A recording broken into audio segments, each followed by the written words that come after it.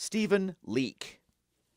Stephen Nelson Leek is known as the father of the elk. It is not hyperbole to say he played a significant role in the conservation work that made the current abundance of elk throughout Wyoming and the Rocky Mountains possible. The species' future was once very much in doubt. Elk were nearly extirpated in the continental United States. The last remaining animals were found in and around the recently established Yellowstone National Park. Leek was the driving force behind Congress's creation of the National Elk Refuge north of Jackson. The refuge served as a reservoir for the repopulation of elk across the Rocky Mountain West. Leek, who was born in 1858 in Ontario, Canada, had his conservation ethic ignited by early life experiences. In his youth, he recalled flocks of passenger pigeons blocking out the sun.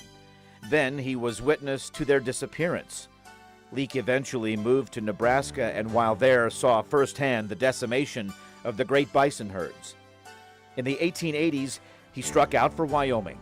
He first settled in a cabin in the Bighorn Mountains, a cabin now on display in Cody at Old Trail Town.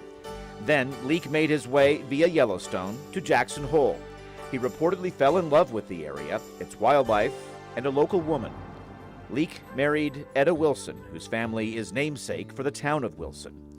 The Leeks ran a dude ranch and guided hunters and anglers, one of whom was George Eastman, a founder of the emerging photography industry and inventor of Kodak film. Eastman gave Leek a camera, which became a tool in his future conservation efforts. In the early 1900s, another species seemed to be headed towards extinction before Leek's eyes. The local elk population suffered as migration corridors were blocked and some of the continent's most crucial winter range was replaced by houses and businesses. Leek poured time and personal finances into saving the elk. He was elected to the Wyoming legislature, secured funding to feed the elk, pushed changes to prevent groups from harvesting elk for their teeth and tusks, and championed abolishing market hunting. Then he went east with photos he had taken of starving elk to advocate for the animals in New York and Washington, D.C. He again had success, this time getting Congress to create the National Elk Refuge. Elk from the refuge were eventually shipped by rail to areas across Wyoming and the West. Leek's photos can now be found at the University of Wyoming and at the Jackson Hole Historical Society and Museum.